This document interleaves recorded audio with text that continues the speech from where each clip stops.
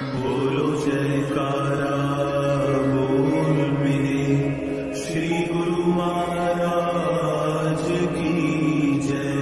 श्री सतगुरुदेव भगवान की जय। गुरुमुखो, यह आत्मा अनेक जन्मों से 84 लाख योनियों की कैद में पड़ी हुई है।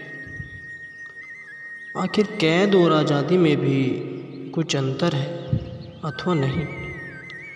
जिस प्रकार एक कैदी या गुलाम खुद अपनी मर्जी से कुछ नहीं कर सकता, बल्कि उस पर कब्जा करने वाले या उसे अपनी गुलामी में रखने वाले जैसे चाहते हैं उससे वैसा कराते हैं,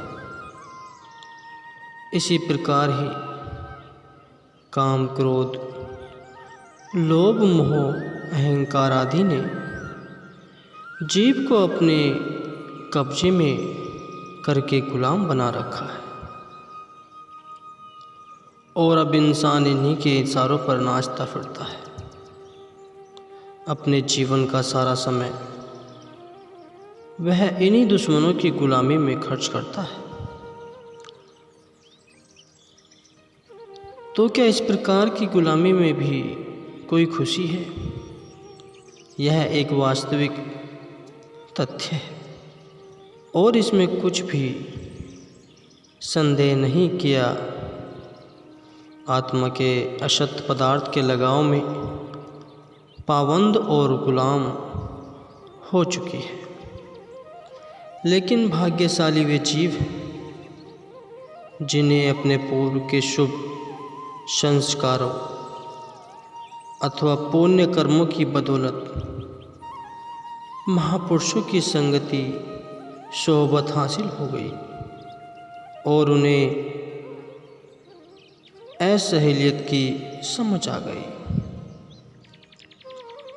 उनकी सुरती हर समय सत्पुरुषों के उपदेश, वचन, आज्ञा, सेवा तथा उनके प्रेम मोहब्बत में रंगी रहती है। यह कितने ऊंचे दर्जे की जिंदगी है, मगर जो सुरती सद्गुरु की आज्ञा, सेवा और प्रेम रंग में नहीं रंगी गई है, उस सुरती पर किसका अधिकार होगा? काल, माया और दुश्मनों का ही उन पर कब्जा होगा, चाहे वे खुद कितने ही अभिमान और अहंकार में क्यों न हो। असल में तो ऐसी रूह काम, क्रोध आदि दुश्मनों की गुलामी में है। आम कहावत भी है कि मालिक किसी को दुश्मनों के वश में न डाले।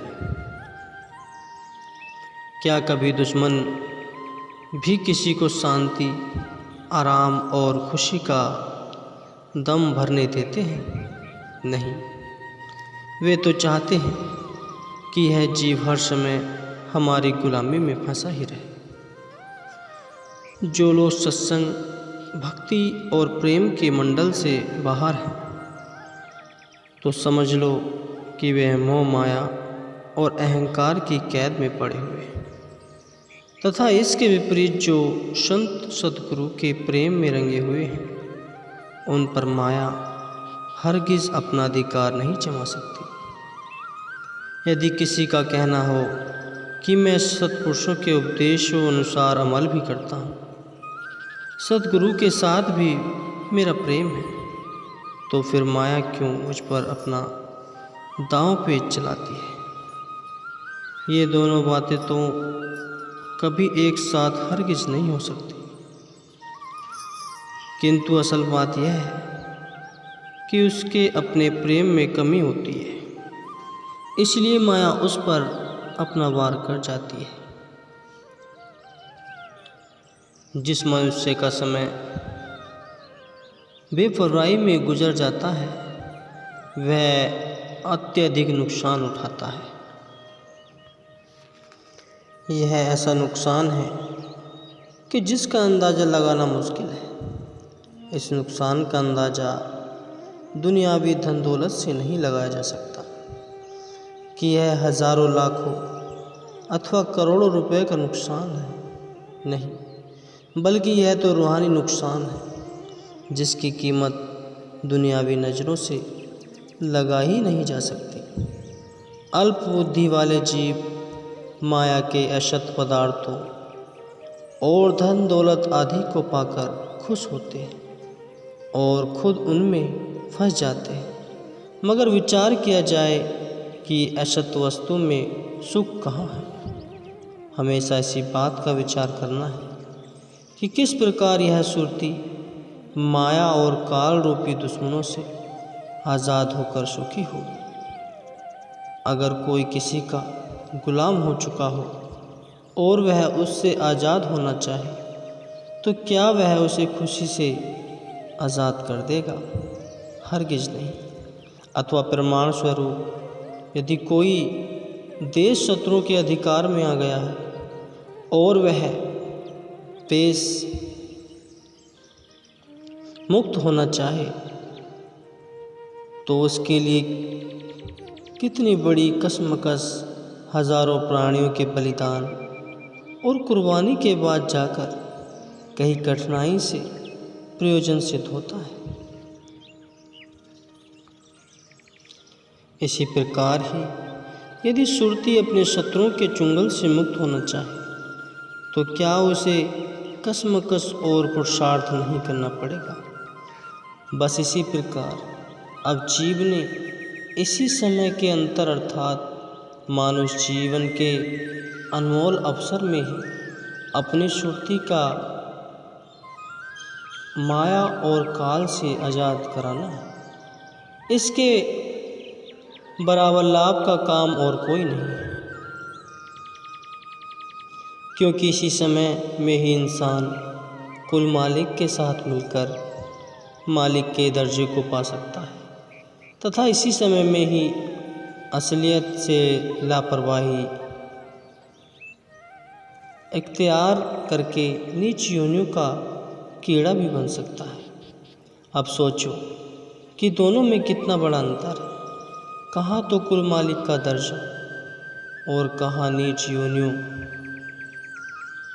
अर्थात कीड़े मकोड़े का दर्जा। बस यह इतने बड़े नफ़ा नुकसान का प्रश्न है। इस नफ़ा नुकसान का तो अंत ही नहीं पाया जा सकता, चाहे कोई इसका अनुभव करे या ना करे। गुरुमुखों, इसलिए यह समझ लेना चाहिए कि मानव जीवन का आदर्श क्या है। कीड़े मकोड़े और मक्खी आदि की नीच योनियों को प्राप्त करना ही तो मानव जीवन का लक्ष्य नहीं, बल्कि मनुष्य का लक्ष्य तो यह है कि वह इन नीच योनियों के दुखों से आज़ाद होकर कुल मालिक से जा मिले। यही जीवन का आदर्श है। आम दुनिया जो कि सत्संग से गुमराह है, इसलिए उन्हें इस बात की समझ आम तौर पर कम होती है। वे तो बस माया के रूप बन गए हैं और उनकी बुद्धि नफसानियत में गुम होकर रह गई है। लेकिन जो उत्तम भाग्य से सत्संग की प्राप्ति कर लेते हैं, उन पर यह नुक्ता रोशन हो जाता है। यह कोई बनावटी बात नहीं कि इस जीव की सुरती माया में कैद है। दुनियादार लोग धन दौलत का, कुटुंब परिवार का और माया के सामानों का अभिमान करते हैं। यही माया का अभिमान करना ही माया की गुलामी है। अब यही विचार करना है कि सुरती माया की इस गुलामी में कैसे कैद होगी। बड़े ही भाग्य से ऐसा उत्तम अवसर जीवन में मिलता है कि सत्संग की प्राप्ति हो जाए और रूहानी नफ़ा नुकसान की परख पैदा हो जाए। सत्संग द्वारा ही यह विचार अंदर में पैदा होता है कि सुरती माया और दुश्मनों से आज़ाद हो, परंतु माया और दुश्मनों से आज़ाद होने के लिए बहुत बड़ी शक्तियों की सहायता की ज़रूरत है। वह सहायता क्या है?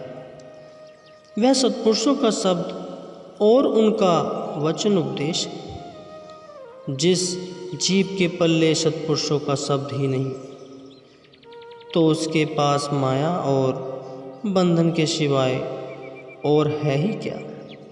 फिर भला यह माया जीव को कहाँ पहुँचाएगी? वह तो 84 लाख योनियों में ही ले जाएगी। अगर कोई इस बात पर बहुत खुश होता रहे कि मेरे पास सांसारिक समान पदार्थ बहुत है और बात का गुमान करे, तो इससे भला क्या होता है? वह तो नरकों का और 84 लाख योनियों का बंधन है। जिस चीज़ के लिए जीव इतनी ज़बरदस्त चाह और ख्वाहिश रखता है तथा जिसको पाने के लिए दिन रात उद्यम करता है, वही उसके लिए नरकदार है। लेकिन गुरुमुखों को तो माया का मान अभिमान नहीं होती। यह माया तो कोई ध्यान देने की चीज़ ही नहीं। ख्याल तो इस बात का रखना है कि सुरती की धार कहाँ जा रही है। सोचना तो इस बारे में है कि कहीं अपना मन काम, क्रोध, लोभ, मोह, अहंकार आदि के धोखे में तो बहता नहीं जा रहा है। आमतौर पर इंसान के मन पर दुनिया के बुरे ख्याल जल्दी अपना असर डाल जाते हैं, इसलिए उनसे बचना चाहिए और कहाँ तक हो सके शुभ ख्यालों को अपनी सुरती में समोकर भक्ति, प्रेम और सेवा का बल अपने अंदर पैदा करना और बढ़ाना चाहिए। गुरुमुखों, यह भी स्मरण रहे कि